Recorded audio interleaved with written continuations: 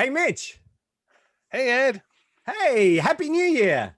Happy New Year. How's life? Life is good, but it could be better. All you need to do is to want it. What do you want to wish for? I want to wish for a Mitch and Ed episode all about Wonder Woman. Well, perfect timing because we're talking about Wonder Woman and Wonder Woman 84.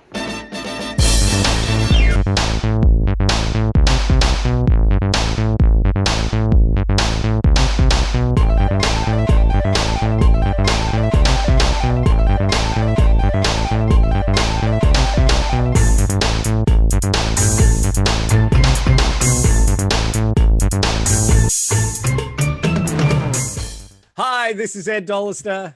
And this is Mitch Halleck. And welcome to Mitch and Ed's Excellent Adventure. I believe this is the first episode of season 3, if we're doing seasons. If we were counting, sure it is. Yeah, I just call it another time to talk to my pal Ed about fun things from pop culture. That's right. And I look forward to it every other week. And we've got a great show for you today. Hope you've had a fantastic new year. Thanks to everyone who has joined us for our journey of pop culture ephemera over the past 8 or 9 months, I think it is. We've just reached 250 subscribers, which is wonderful. We've got some great comments on the show. How can people stay notified, Mitch, about the show? It's easy as falling off a log, Ed. All they have to do is hit the subscribe button that appears right below our faces right now, and you'll be notified whenever Mitch and Ed go on another excellent adventure.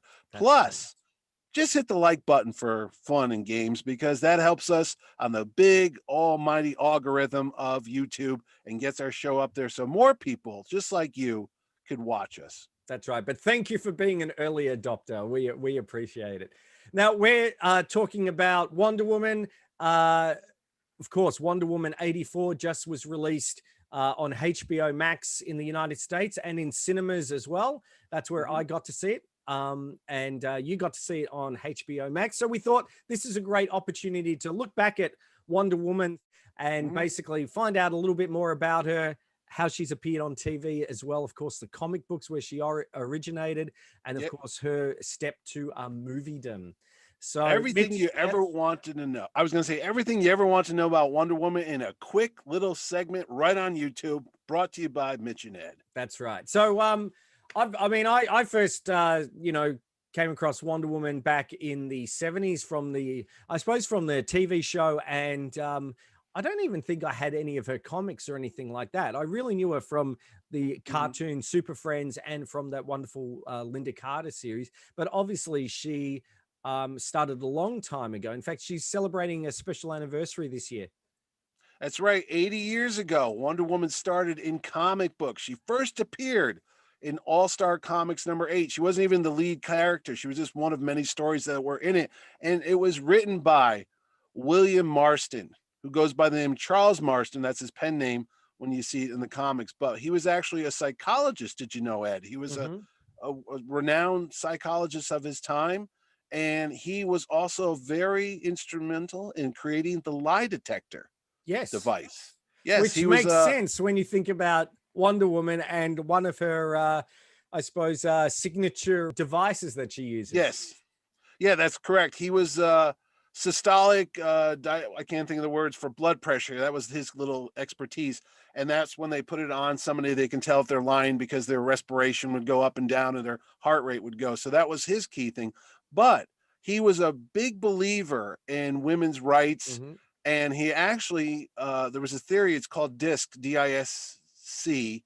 I don't know what the acronyms off the top of my head. Maybe we can have it pop up on the bottom. But what he believed is that women, other than men, should be the leaders of the world because of their just their compassion, their love for peace, not the hostility that most men seem to have, and that anger that goes along with being a world leader. So he actually liked the notion so much that he created this character of Wonder Woman, and he set it up so it would be almost like a psychological type of, I don't want to say the word propaganda, but to float the idea out there for younger readers, especially young women, that they don't have to be in subservient roles as secretaries and housewives so that they should be world leaders. They should take the stage. And that's what he came up with Wonder Woman, because Mhm. at the time you had a world populated with comic book characters like Batman and Superman. So she was really the the kickoff to that whole thing. And after she first appeared in All Star, it was a very huge hit. She went right over to her own comic. And like we Mhm. said, that was 80 years ago this year. And she first appeared in Sensation Comics. And then she went off to her own book in 1942. And those stories back then, why they always had a theme of, like I said, women power. Nowadays they say girl power. But back then, the stories were not about beating up folks. It was always about truth, because Mhm. Wonder Woman is the goddess of truth. Her origins are that she was created out of clay and that the gods willed life into her. Her Mhm. mother wanted her because she lived on an island. It was called Paradise Island back in Yes. the day. Years later would be changed to Themyscira, but back in the 40s it was called Paradise Island. And it was a whole island full of Amazon women, not people that work for Amazon. They didn't Though I'm worship sure Jeff. there's probably a distribution center on there now, There probably. probably was. No, no, no, no. So what the thinking was, there was a couple of theories about it, was the gods built Paradise Island as a place where the souls of the women who were actually murdered by men in real life could live forever in peace. And that's what populated Paradise Island. That were the Amazonians. Mhm. So obviously there was no men on the island. So to create a new child, she made this thing out of clay, and life is put down into the by the gods. It's granted there. And then lo and behold, Steve Trevor, just like in the movies, is shot down and he lands there, and he's the first man that they've seen. And of course, he's nursed back to health, but along the way, Diana, who's going to become Wonder Woman, Mhm. she falls in love with him. And the gods said, you know what? We should send a representative out into the world of men to see what's going on out there, because they live in this Paradise Island. It's protected from the outside world, but they really don't know what's going on out there. Mhm. So they have a contest to see which one of them will be the most qualified, the most suitable to go out and have adventures in the real world. So her mother, Queen Hippolyta, forbids Wonder Woman or not Wonder Woman, Diana, for entering the contest, but Mhm. she wears a disguise and she Yep. enters the contest. And of course, she's the fastest runner and she's the The best, best archer archer, and everything. So at the end, the mask is taken off and she's revealed to be, her daughter. And she's like, well, you won the contest fair and square. And here, let me give you some accessories to take with you out in the world that you're going to need. So she gives her the magic lasso, which you talked about, which was yep, the the lasso of lasso of truth. truth. Yes. You put it on people, they're compelled to tell the truth. And then she also was given her bracelets of like invulnerability. They would protect her from bullets, they would protect her from you name it. I mean, if she puts them together, it creates a power and energy, which you'll see later on in the movies. Mhm. She's also given boots or shoes that would create speed, so she could Yes. run fast, like almost like Mercury. Yes. So that's part of her deal too. There's no flight involved, so she has to get an invisible airplane to fly. They haven't come up with that idea that Wonder Woman could actually fly amongst Yes. the clouds and such. So that comic book goes on for years during the war. But in the 50s, superheroes were kind of passe. Nobody was into superheroes and all Mhm. that. And then there was this psychologist, ironically, who comes out there named Dr. Wortham.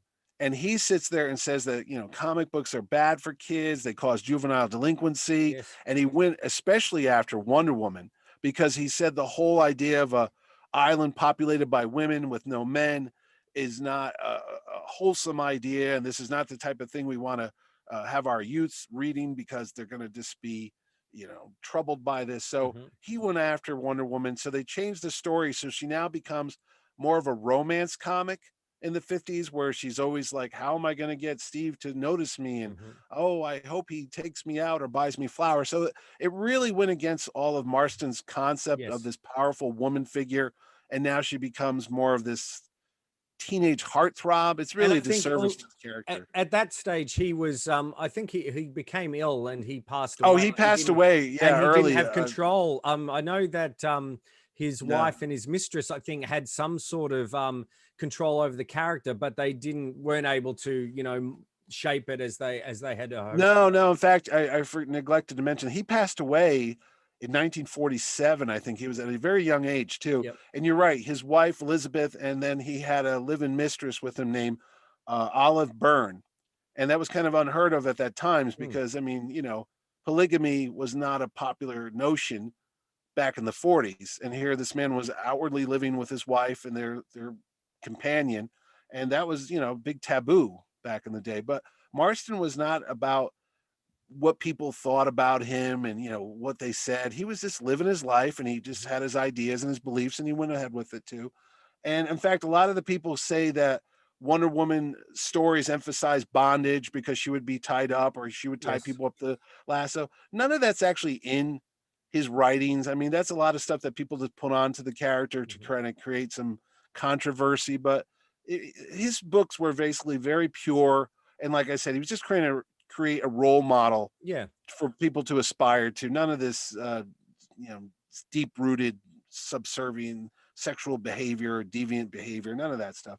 But anyway, Wonder Woman was a product of her times. And then in the 60s, which you have this whole women's lib movement starting, and you have the hippies out there and free love and the anti-war. So Wonder Woman naturally changed with the times, but they kind of did a disservice once again to the character, because now for Wonder Woman to come into the world of man, she had to renounce her powers. Hmm. So she gave up all her abilities, her super speed, her ability to be a great archer and all that athletic stuff. Now And she her just signature look as well.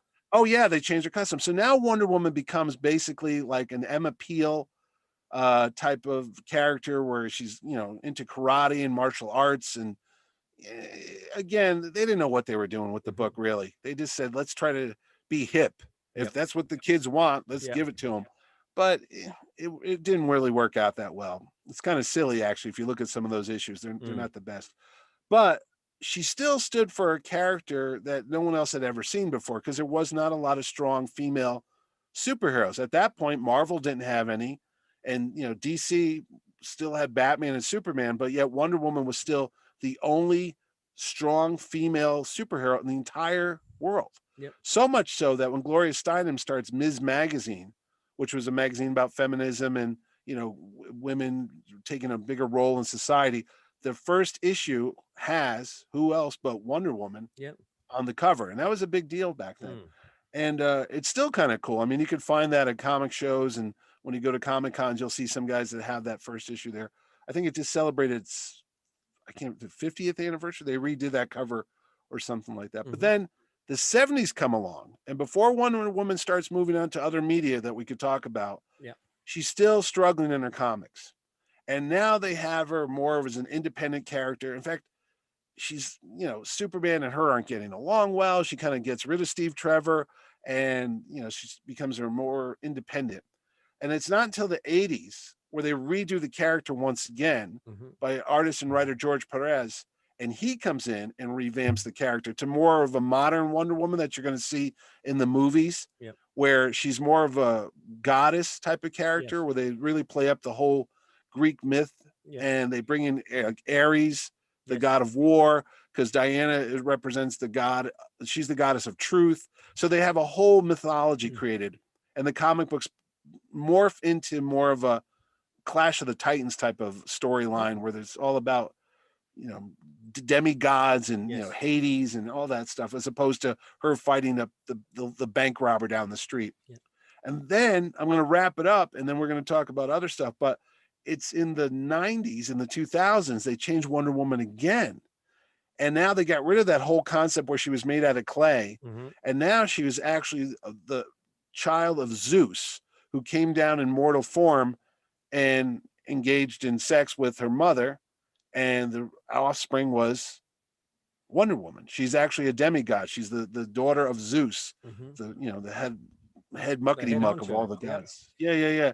So the stories changed. They got rid of that whole, kind of kiddish type of World War II stuff that we grew up with, that they based the TV show on and the cartoons and stuff. And now she's up there. She's dating Superman. She's going out with him. A lot of her powers are elevated. She wears those bracelets to suppress her godlike powers, because without him, she goes into like a berserker rage and Mhm. she could wipe out the world. So they actually keep her in check. So there's a whole other storyline going on with her. But again, Wonder Woman's been popular in comics, cartoons, like you Yes. mentioned. You knew her from the Super Friends in the 70s. That was done. I can't think of the actress's name, but she played her from 1972 to the 80s. Mhm. I'm going to say Frieden's her last name. She was going to come to Terrificon, my Comic Con, a couple years ago, but we had a schedule conflict.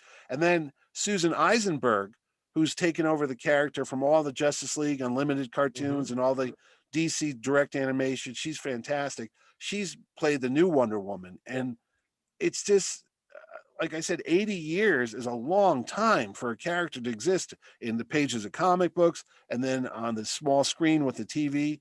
But then we had the 70s show, which you're a big fan of too, because I know Yes. you just got it for a Christmas I present. did. I did. Kelly, my wife, got me the Blu-ray box set, and we've been watching that. Even before the TV series came out, we alluded to that there was a,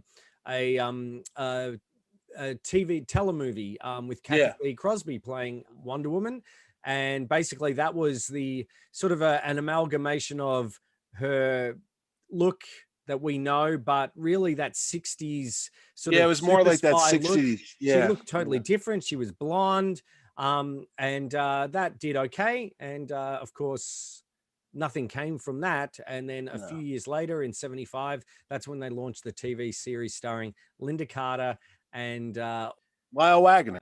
I've been watching the first couple of episodes of that on Blu-ray. It looks fantastic, Yeah. Yeah. but be warned, it's pretty slow. Remember, it's Oh, TV. yeah. It's a Yeah. TV Yeah. series. The it's very cheesy. It's got the Oh, comic yeah. book.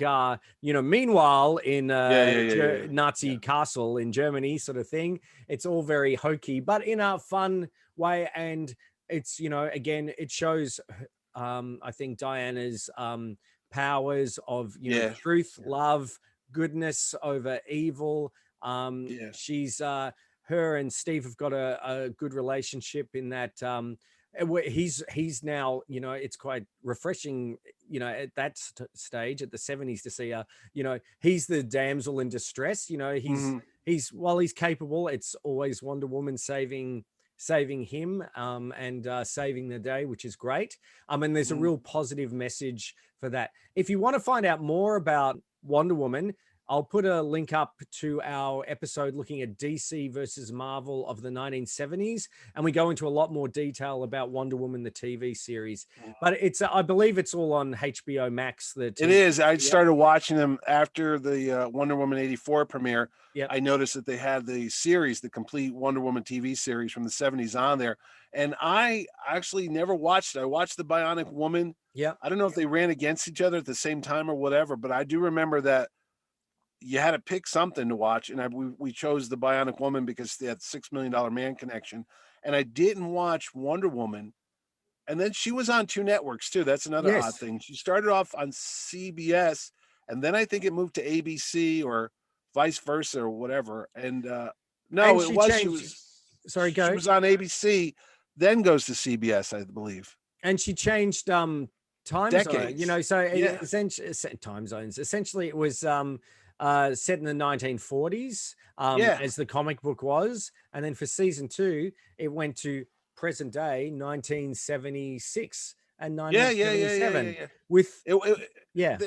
they are kind of crazy episodes. I watched episode 3 the other day where Wonder Woman meets the Nazi Wonder Woman. Yes, who I And was saying is played by Susan Day George, who is the female lead in the last 2 seasons of Mission Impossible. That's right. That's right. Because it's funny too. There's also Keen Curtis, who's an actor who some people might recognize him. He was on the show Cheers for years. He played the manager of the upstairs restaurant, but he was also notable for Star Wars fans because he played Grand Moff Tarkin on the Star Wars radio adaptation.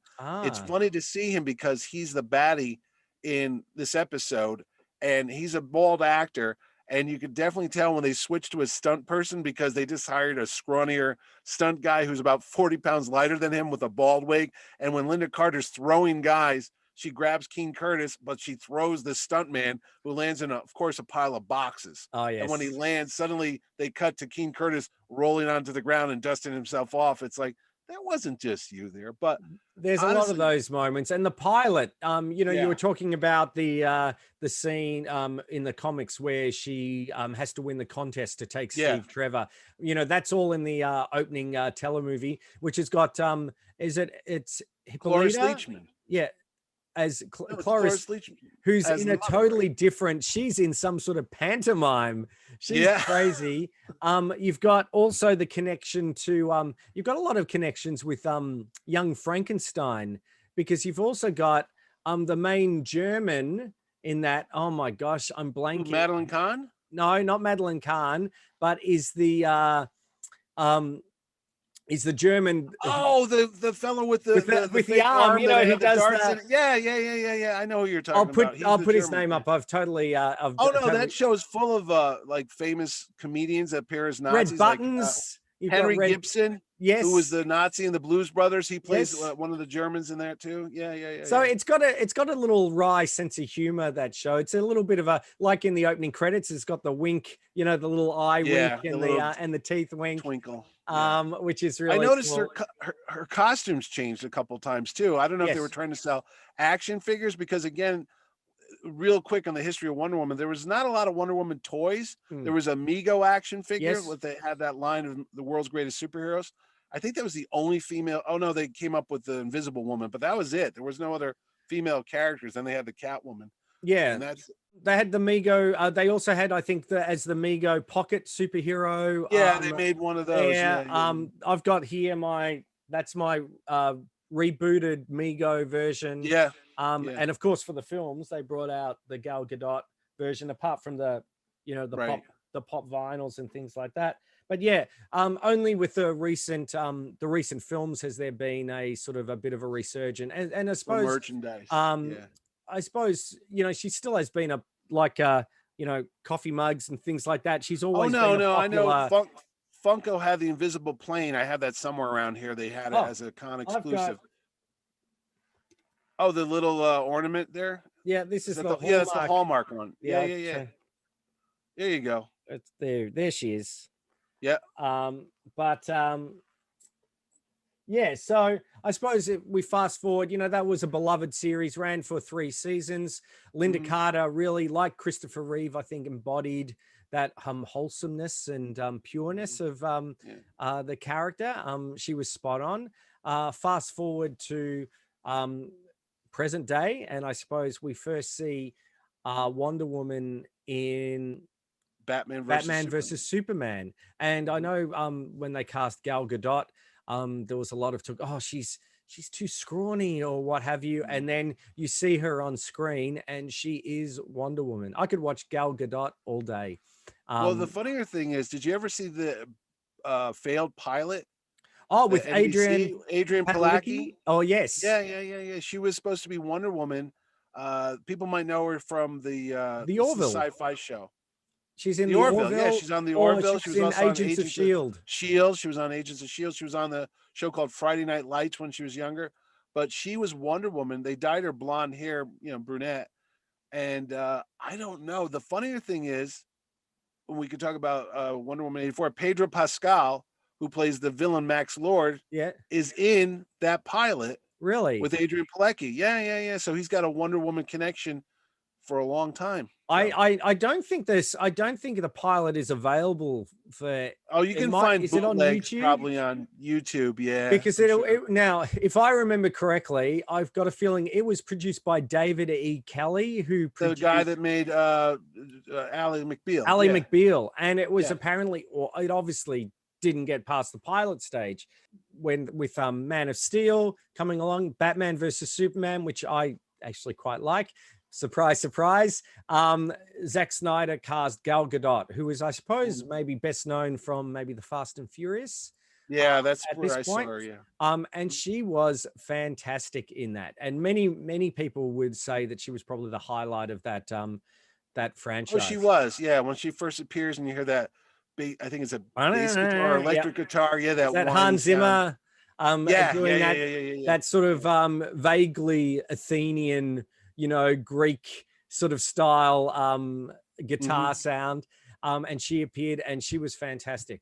Fast forward to 2017, they announced that they're going to be doing the movie with Patty Jenkins directing. Wonder Woman, also with Steve Trevor, Chris Pine, which is fantastic to see, you know, that connection. They had Etta Candy, who was great. You get to see her amazing origins, how she came to be. Themyscira. Themyscira, yeah. You know, I still agree. I say Paradise Island all the time. Paradise Island with hey, Robin that's Wright. not canon. Yeah, that's what they changed it in the 80s to Themyscira. I'm Well, like, yeah, it's Paradise Island. Paradise Island. With all the Amazons, you get to see how they live, how they train, how they fight. Robin Wright is her mother. And yeah, what you know, that's a great certainly sequence when Steve Trevor. The only difference really is that they've brought it, instead of World War II, they've brought it forward to World War One. Yeah. Where essentially Gal Gadot is fighting Ares and his influence. And I suppose you find out, no spoilers, that you know, good, truth, and love triumphs over evil, which is fantastic. The other villain that they brought in from the comics was that professor with the mask on her face, Professor like Poison, or yes, Dr. Poison. Yeah, she was from the comics as well. Yes, but you just had me thinking something about the movie. Ares was the god. The whole thing of Wonder Woman is, if you notice that she doesn't, especially in the 1984 movie that we'll talk about, she doesn't really punch people. That's not a whole thing about Wonder Woman. It's not about physical violence. It's not about, let me kick this guy in the face or punch him in the face and knock him out. It's all about, not to sound hokey, but the power of love and understanding. And there's other ways to win fights. Yes. Without just getting a club and banging the other guy over the head and saying, you know, I'm stronger than you. That goes back to William Marston's theories and his belief in the origins of the character, where this is why women should be leaders and rulers of the world, because of their compassion. Their compassion. That's exactly the word I was looking for. It's not about, you know, rolling up your sleeves and grunting like the biggest alpha male gorilla and fighting stuff. And that is conveyed in the Wonder Woman film, especially at the very end of the movie, where, you know, Ares, the god of war, is throwing bombs at her and missiles, and, you know, the World War I is basically a direct, you know, result of his influence on the world of men. And I don't know, it was really good. I see. We could talk about the sequel though.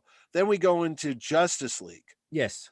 So we go from a brief appearance in Batman versus Superman to where she's in her standalone film, and then the Justice League movie, right? Yep.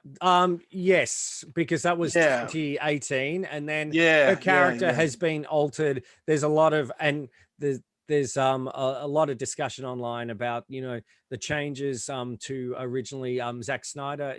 You know, everyone knows the story probably. You know, he had to leave for family reasons. Joss Whedon was brought in. Apparently wasn't very positive environment. There were sort of changes. Characters changed. I know Wonder Woman isn't exactly as she was in the previous film. That's all going to be addressed in Zack Snyder's Justice League, which comes out on HBO Max this year. I think it's in March. Yeah, it's a 4 hours miniseries. I believe they're going to do it. Yeah. I hope that we can get it at the same time, because I definitely would like to talk about that on an upcoming episode. That's for another episode though. And then of course, Wonder Woman 84 was scheduled to came out with a cracker trailer that was, you know, really set the tone for the 80s. Of course, it was going to be released early in the year, but obviously it was actually going to be it was going to be released last year. Well, 2019. Originally they had plans for it, but then they said, oh, there was so much Marvel movies going on that time, and they said, let's move it to 2020. And that's what they did. Warner's moved it out to 2020 because it was filmed a while ago. I mean, so it was ready to go, like, I think, you know, July.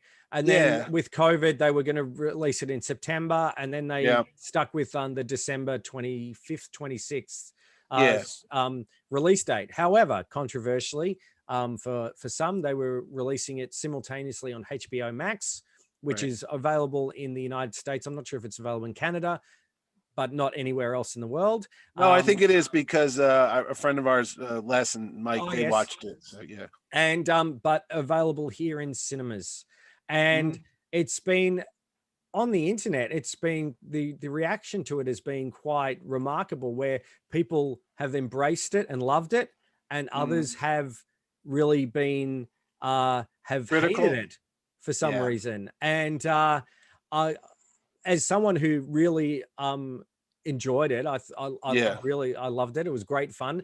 I mean, I was wondering if some of that reaction is due to them watching it at home, because I was lucky in Australia. I got to see it in the movies, in a Mhm. packed movie with, as packed as it could be, but on with Dolby Atmos on a huge Mhm. screen, and Mhm. it was fantastic. It was just great to see on the big screen. I wonder if some of its impact is somehow minimalized on a smaller screen, where you can just pause it, or you can, rewind it. I don't know, assume you can rewind it on, whatever, and Yeah, things like you that. could.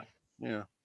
But Well, I really loved it, and I love the themes of truth, about I think the whole thing about, what you want to wish for. I felt like mhm.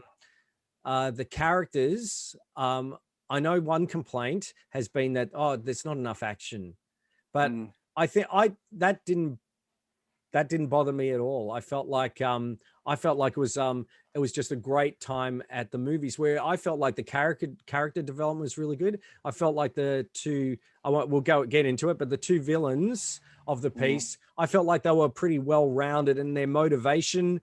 It made sense why. It wasn't like, oh, I'm just bad, or there was some reason for their motivations as well. And I had a great time at the movies. What did you think, Mitch? I didn't have a great time at this show, and I saw it on the comfort of my own couch. Yep. And I actually looked forward to it all day. I woke up in the morning because it was a Friday here for Christmas Day. There was no more Mandalorian, and Yes. I had to get my Pedro Pascal fix in. And I said, "Hey, I could watch Wonder Woman 1984 or Wonder Woman 84, I believe." Yep. And what happened is, we opened the presents, and the kids wanted to watch. My two sons are home from college. Well, they watched the basketball game, the Nets go Brooklyn, and then we waited to watch it like 8 o'clock at night. We had popcorn ready. It was a big premiere, and we sat down. And I'm sorry, they do a flashback to young Diana Yep. on the island, and that's great. I like Yep. that scene where she learns about don't cheat to get your results, because she does a little sneaky maneuver to win this Yes. competition they're having with these other Amazonians. Uh, Jeff Boyd was the name? Jeff Bezos. Jeff Bezos people. So there's that, and then she learns the hard lesson. Well, a hero stays true and doesn't cheat to get the results. So Yes. that's the little And theme that sets up the theme for the whole that sets movie. up for the whole movie. But then we go into the 80s, and I'm like, okay, I'm good with it so far. There's a fight scene in a mall, Yep. because when you think of the 80s, you think of mall. So we're in the right time frame. Trivia. And there's a Trivia. lot of I was going to say that mall is the same mall from from Stranger Stranger Things. Things. Yep. Yeah, I know. Somebody pointed that out. But the thing of it is, they have all the same signs and all the 80s, tropes, if you will, the aerobics with the Yep. women looking like Olivia Newton-John from Let's Get Physical, and the funky clothes and Yep. Miami Vice. Like, we're fine. I'm on for the ride. The fight starts, and I suddenly thought I was watching Superman 3, I knew because you were there's going to that say that. that awkward beginning directed by Richard Lester. Superman 3 has Richard Dreyfuss, Richard Pryor as Gus Gorman, who's the somewhat clumsy villain of the movie. Yeah. Robert Vaughn's the ultimate baddie.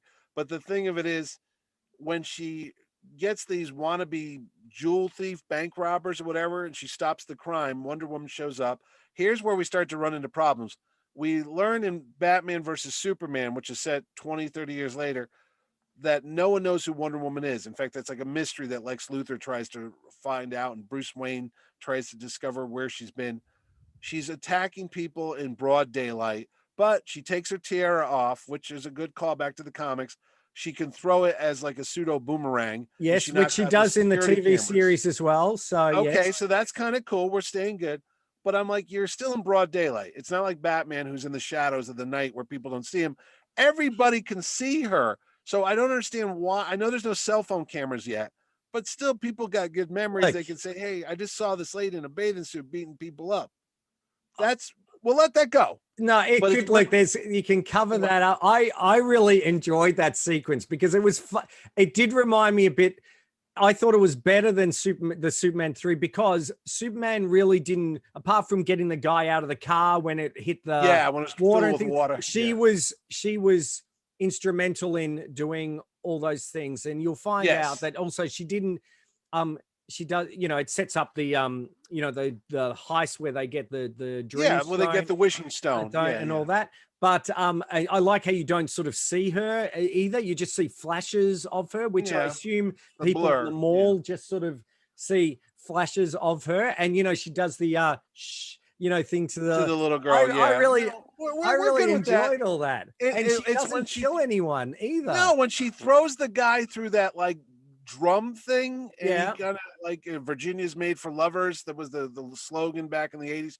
And he kind of like, whoa, and he's like rotating around. It's that slapsticky, cartoony humor. And again, somebody says, hey, look, stop being so cynical. This isn't made for you, 54-year-old man. This is made for children. Go back to a time when you were 10 years old, Yeah. and you watched Superman 2. I'm sure your father rolled his eyes when he saw Superman throwing people through the Marlboro Oh, what about Zod cigarette throwing truck. Zod like that into Oh, the? yeah, that dummy, and he goes through the Yeah, Coca-Cola sign. yeah. That was total schlock. But when you were a kid, it was awesome. Okay, so I'm thinking I got I to can stop hear viewing you coming everything. over to my side. No, I got to stop viewing everything as an angry old man. And I think everybody does too. Internet, or if you're listening to me, Yeah. shut the hell up and let it go, because you're old and the rest of the world isn't. That's the way it is. There's nothing I can do about it. You could stop growing. And I think most of you have, because I've seen you, it's time to move. But anyway, the problem I have with the story is the villain, Max Lord, is not really villainous at all, because all he does is he's just kind of a goofy person that gets what he wants because he wishes for it, but he doesn't think of the consequences. ramifications. Yeah. That was the better theme of the movie, was be careful what you wish for, because you just might get it. And that just escalates to where at the end of the movie, now we're in Superman 4, there's nuclear missiles flying and Wonder Woman's our only hope. And that's what kills me, is I just wish it never happened. That reminds me of like Bobby Ewing waking up in the shower, or his wife woke up in the shower in the whole season of Dallas, which is a show people don't know what I'm talking about, but there was a TV show in the 80s where they had all these things happen, and the writers figured, well, we can't figure a good way out of it, so we'll just say the whole last season was a dream. Which I get it. It's all make believe. All this stuff, Star Wars, Indiana Jones, none of it's real. The Avengers, it's fantasy. So if you're going to have a magic rock to make the things happen, that's fine. It's not real, okay? It's a fantasy. But you have to stay true to that premise. And that's what drives me nuts about this movie, because they're wishing for things, and like the president wants more nuclear weapons than the Russians. What kind of president would want that? Why couldn't he say, I just want world peace? Well, remember, hold on, because remember also, that wasn't the president. That was wasn't that the evangelist who wished to be the most powerful person in the world? So no, he became, the end of that was the president. So he became the president, because it would have been Ronald Reagan otherwise, because it's set in 1984. Yeah, 1984. That was where I thought that was supposed to be Ronald Reagan. No. That was the evangelist who wished to be the most powerful. I think that's. Are you sure? I think so.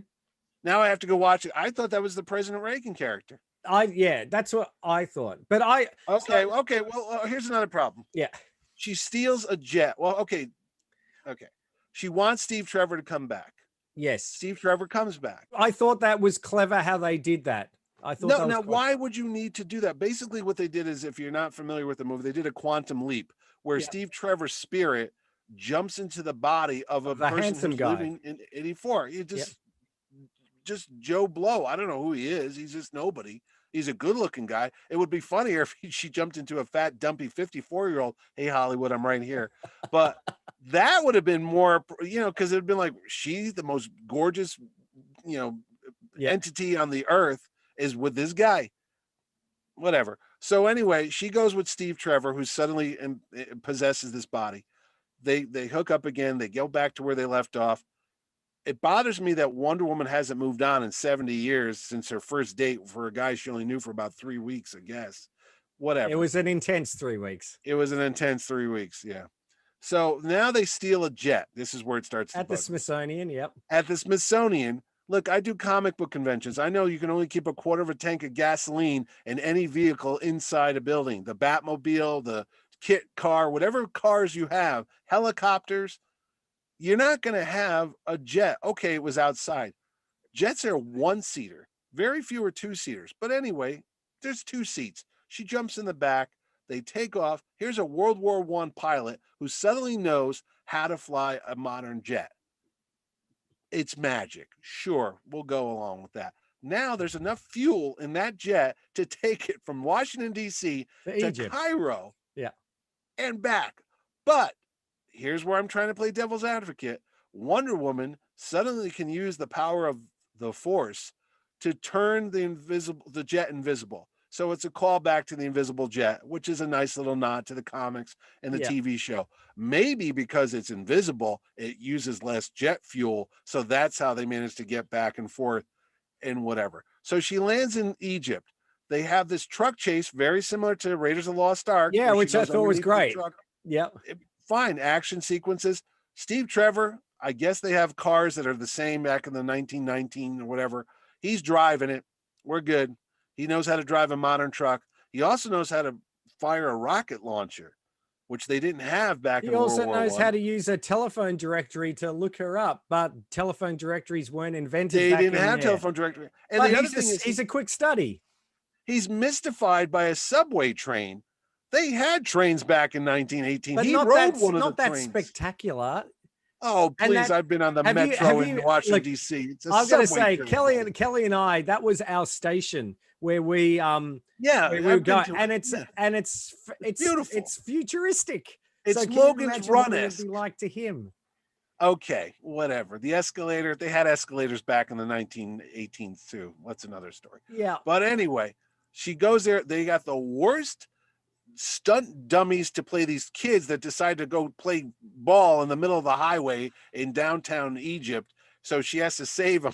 If you watch that movie, she does a tuck and roll when she grabs these kids and saves them. Those kids' heads hit that damn street. They would have been dead from the blow to the skulls. But we're going to let it go because it's magic. But anyway, now let's talk about the cheetah, who's the other villain of the movie. Why is she the villain of the movie? She almost gets mugged or raped by this big fat jerk in the middle of the park, and she's saved by Wonder Woman. Then when she gets the powers because she wants to be more like Diana, aka Wonder Woman, so she starts to get more physical prowess and stronger and all that, and she wants to become an apex predator. That's what an apex predator. She's lucky she didn't become a giant bird or a falcon or something. So now she bumps into, coincidentally, the same obnoxious jerk who tried to jump her before, and she beats the hell out of him. Okay. She puts this guy in a hospital. That's not a bad thing. I mean, if anybody tried to do that to me or my friends, I'd want to kick that guy's butt too. So that's not being a villain. When she shows up at the White House, why is she, first of all, how she knows to go to the White House, I don't know, because Max Lord is there. I don't know how everyone seems to be. It's a movie. We're just going to pure coincidence. They're all there at the same time. Forget security. Forget the fact that Steve Trevor looks like this other guy who's on camera. I'm sure the White House has cameras. When this guy gets his own body back, he's going to be in a hell of a lot of trouble for stealing a jet, breaking into the White House, and being part of an accomplice with Wonder Woman, unless that got erased. He'll just cover himself with that funky scarf that he wears around. Yeah. So anyway, what is going on with her? I don't But understand is she why. even I don't even think of her as the main villain. She's obviously just, she gets her wish to be, noticed, to be. There's three stages of her. There's her where she's ignored, the nerd and everything like Yeah, that. When she becomes popular and the life of yeah. the party, and then when she just goes over the line and becomes that apex predator, and she enjoys that feeling and doesn't want it to, she doesn't want to let it go. And that's why I think she becomes, she doesn't, that's why she's at the White House, because she doesn't want Max Lord. She knows that Max Lord is the reason that she's got this wish. And I think Diana says to her that if he needs to be stopped, and if he's stopped, all the wishes will stop, but the world will become, you have to renounce your wish, and she can't do that. So that's why. Okay. That's why. Okay. Gets on the helicopter with them. They fly off because now he knows that there's a secret base where the president has satellite technology that could broadcast his word around the world. And Max Lord, again, a character based in the comic books, who has this ability in the comic books to influence people. He kind of uses like the Force. Yeah. And he's actually killed by Wonder Woman in the comics. She twists his neck and kills him, just like Superman kills Zod. Yeah, no, that's how Max Lord dies. Spoiler alert. It was really harsh. So anyway, they go off to this underground bunker. Here's what's killing me. They do a flashback to Athesa, which was this goddess that's going to be played by Linda Carter, wink, wink, in a cameo later on. She was this Amazon that went out into the world of men, and she wore this golden armor that had wings on it. She looked like our friend Brian Blessed from Flash Gordon, which was on a previous mention. But much more attractive. Much more attractive. Yeah. So anyway, she's got this golden armor that protected her from the outside forces that conveniently Wonder Woman has in her broom closet in her house. She just somehow brought it with her. Again, the fact that Wonder Woman has a job in modern times and no one notices that she's not aging like Highlander. Well, but she probably moves on from job to job. Because in Batman versus Superman, she's at the start of Wonder Woman, isn't it? At the start of Wonder Woman, where she works in a museum. She's working at the Louvre, so she's working in Paris. This time she's working in Washington, so she moves around, and she's like the David Banner of the DC world. Yes. She just takes her backpack and walks out and gets a new job. With that music going in with the same initials every week. DP. Yeah. So anyway, so now they're all together at the end, and this is what drives me nuts. That super armor, you might as well have been wearing tissue paper, because it's wiped out by the cheetah, who physically is now more powerful than Wonder Woman. I think because Look at you. Okay, screen. Is that why it got torn to shreds? Because I'm like, what happened with that? I believe so, because I think her power was getting exponentially stronger and stronger and stronger. Not too much that she can't be fried by electricity in a pool. Worked in Jaws too. But nothing happened to Diana. But anyway, they go out.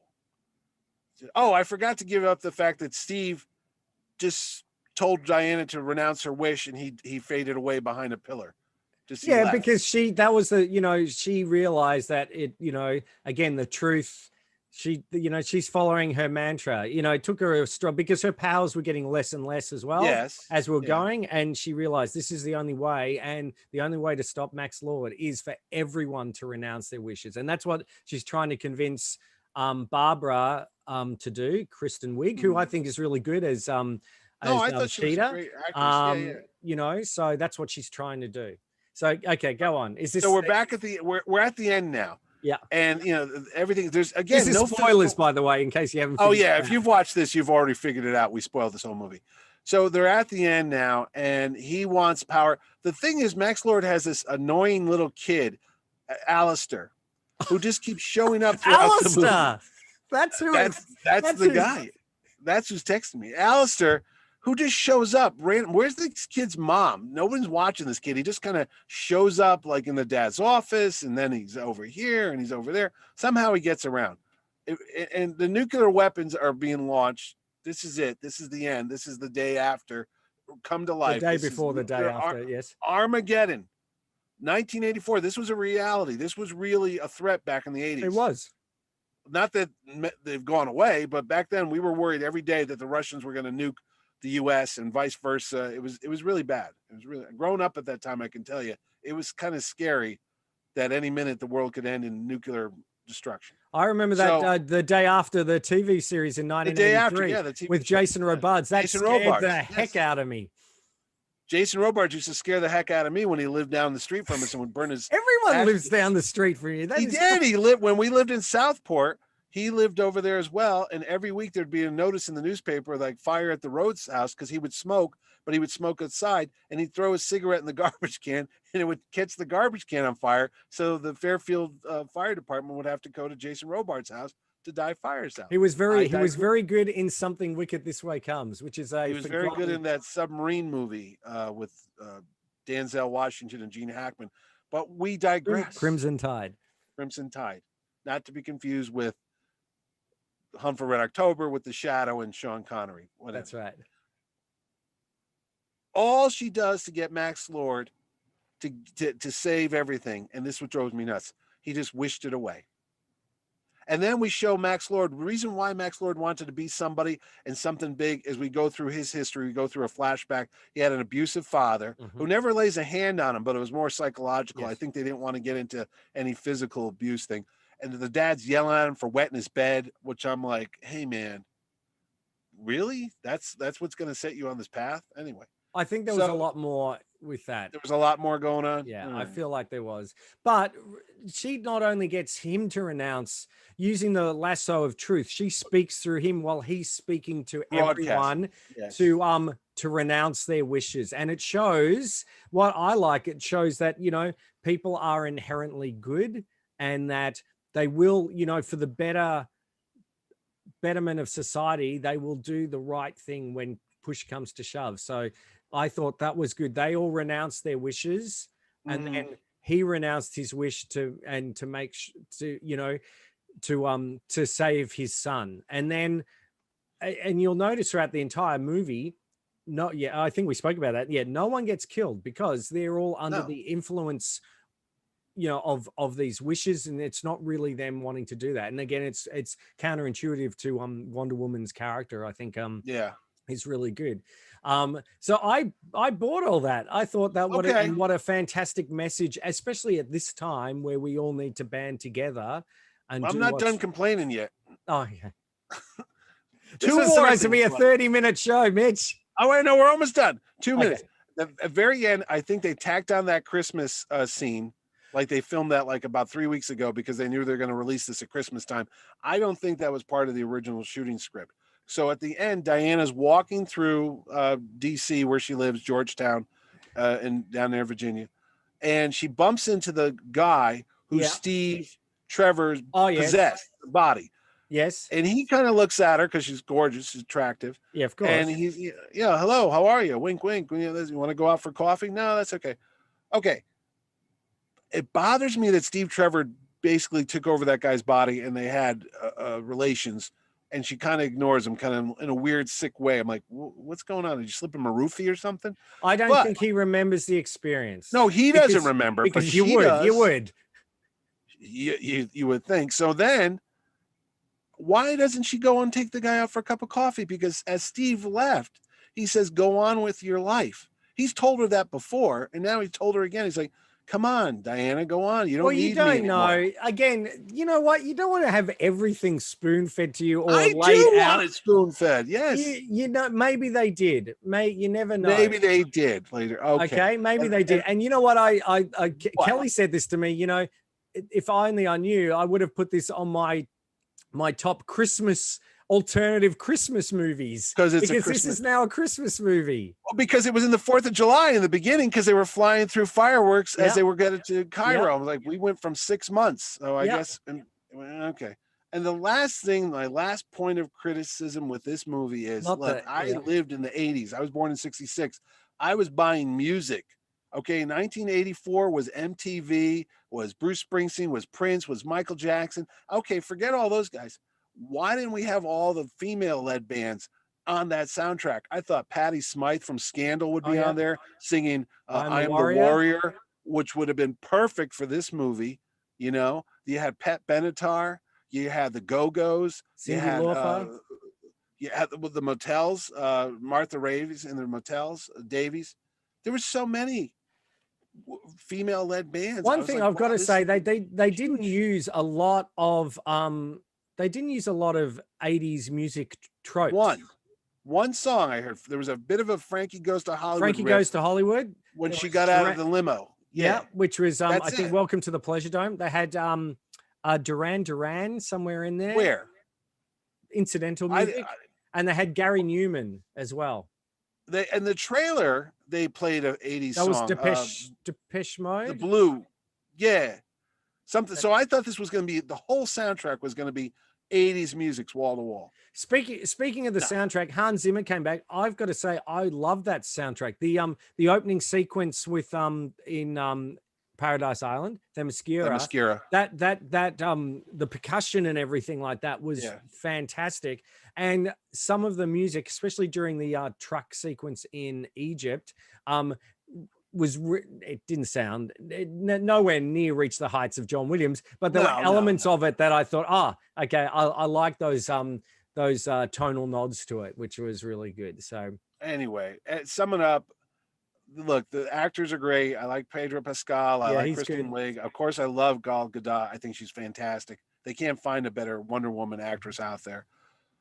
But I just thought the movie, it was too long. It was 2.5 hours. Should have been at least 2 hours. They could have cut about a half hour, would have sped it up and made it better. I also think because it was on HBO Max and home viewing, Yeah. that a lot of deleted scenes that might have got cut if it was just a theatrical release, I think they threw those in there.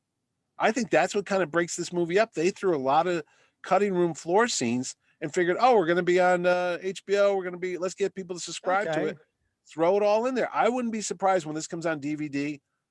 There's maybe a theatrical cut, or maybe there's an extended Well, cut. the one that I saw at the cinema was 2 hours and how long? it was long, but I was not This was bored. 2 hours and 32 minutes. Okay. So again, I say, I wonder if, people are, again, seeing something in the home as opposed to being in a cinema with well, it does take a little bit out of you because you could stop at any minute, go and get something to eat, go to the bathroom, walk around, and I'm going to bed now. I'll watch this tomorrow. There's a big difference between going to a theater and sitting there with other people and popcorn and, you're awake, you paid the money. Yeah, I mean, it's an event. Sitting at home watching television is not an event. So we're going hopefully next week to see it in IMAX. Okay. Which will be great. Again, another, because a lot of it was filmed in IMAX. So I gave it a thumbs up. I really enjoyed it. I didn't think it was as good as the original, the first one, but I had a thoroughly entertaining time, and I was so pleased to see that they're fast tracking Wonder Woman 3 with Patty Jenkins directing and Gal Gadot. Well, is she directing it? Because doesn't she have to go do that Rogue Squadron movie? Yeah, she does, but they're still going to be she's still going to be directing this one as well, which is great. And that's going to be, all reports, set in present day. So I was going to say, I hope they don't do another flashback thing. You know what? I wouldn't mind if they set it in the 70s. Yeah. Because I mean, there was just as much internal strife going on between the Russians and the US. And that's true. And I like, shortage. Yeah. I did like at the very end scene. So I liked how they sort of did the credits as well, like a TV show. I thought was quite good. The TV credits. Well, you see, that doesn't happen on the small screen, because what happens is they convert the little credits box small to coming up next. Well, everyone sat through. I didn't see that. And then, of course, when they had Linda Carter come back, because you think that is actually Wonder Woman, but it's not. And it's not, and it's Linda Carter and going, I've been doing this for a long time. I thought was a really good, a really nice nod. So I would recommend that if you're never listen to the critics, don't listen to us. Don't listen to us. Watch us. Who am I? Watch us. You can put us on mute. I don't care. We just need the view. I know. But it's a bunch of two jerks talking because we're stuck in a basement. That's right. So all you need to do is go out, watch it. If you've got HBO Max, there are certainly a lot. This is not a ringing endorsement. This is not it's sounding like a ringing endorsement. You know, there are a lot worse things you could be doing, but I think you will be entertained, and you'll enjoy it. And if you don't like it, hey, but watch Wonder Woman. Watch Wonder Woman, the first one, because that's on HBO Max too, right? right. If you're here, you can click a button and watch the TV show. I have all the seasons on HBO Max right now. So there you go. And if you're in other parts of the world and you're able to go see it in the cinema, do so, because that's really where I think it's designed to be. It sounds fantastic. It looks fantastic. Read a comic book with Wonder Woman. She's got 80 years of comics. That's right. There's a lot to do. So that's our look back at Wonder Woman in a bit of a nutshell, and of course her cinematic adventures. I'm sure we'll be back when we talk about Wonder Woman 3, when that's eventually coming out, and we'll be looking at a lot more DC movies as well. Don't forget, we've got plenty of episodes, at least 26 episodes. That's crazy. I know. So feel free to look back at our back catalog, and hopefully you'll find something. Don't forget also to comment. We've had lots of great comments. Someone commented saying, and I can't believe I forgot, that a Christmas movie is Shazam. So the recent Shazam. Oh yeah, the whole movie's at Christmas time. Yeah. Oh, I know. Geez. So thank you to our viewers for I know it's one of my favorite movies too. And I saw it with the guy that worked on the Jerry Ordway. Yes. Lives, and he didn't even. We were talking about Christmas, but he didn't even think of it. So there you go. I don't feel so bad now. So don't forget to leave a comment, subscribe, hit that bell as well, and you'll be notified. But that's it. Welcome to 2021. We've got a lot of great shows coming up as well. Mitch, it's going to be a fun year ahead, I think. You say so, Ed. I'll take it, as long as it's not like Wonder Woman 84. I wish for better stories. All right. So signing off, this is Ed Dollister. And this is Mitch Halleck. And thanks for watching Mitch and Ed's Excellent Adventure.